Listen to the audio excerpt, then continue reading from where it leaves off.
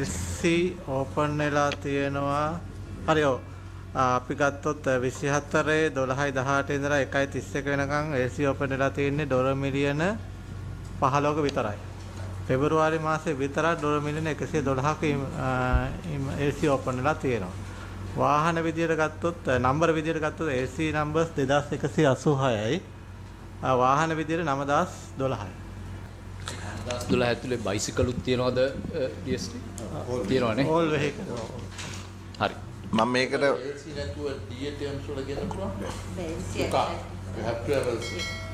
That's one of the conditions. මං චුට්ටක් මේකෙන් එළියෙන් ප්‍රශ්නයක් අහන්නම්.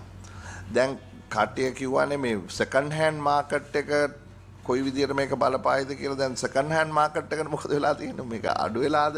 කවුරුත් ඒක දන්නවද?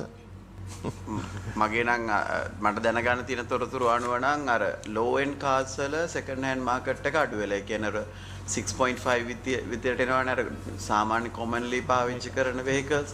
ඒ වගේ lease value එක කියන්නේ නැත්නම් අර before importing එක තිබ්බ 7 million 8 million ගානට. දැන් ඒක 2 million 1.5 million වලින් විතර අඩු වෙලා කියන එක තමයි market information තියෙන්නේ, not analysis but.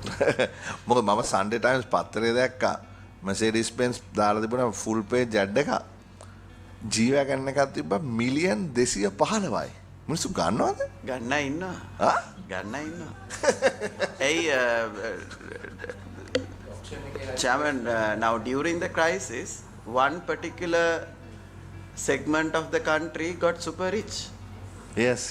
So that they have to consume that money. No? So that's the structure of this economics. Majority will get poor and few have got rich. ඒ කොහොමද reach උනේ කියලා හොයලා බලන්න වෙනවා. කවුද උනේ කියලා. No, they are the ones who are paying taxes probably now. To facilitate all segments, then A segments වලින් අය තමයි industries වල invest කරලා. So we need to keep the cycle also moving. So we have to facilitate this. They will consume. Okay, that's it then, we'll approve that.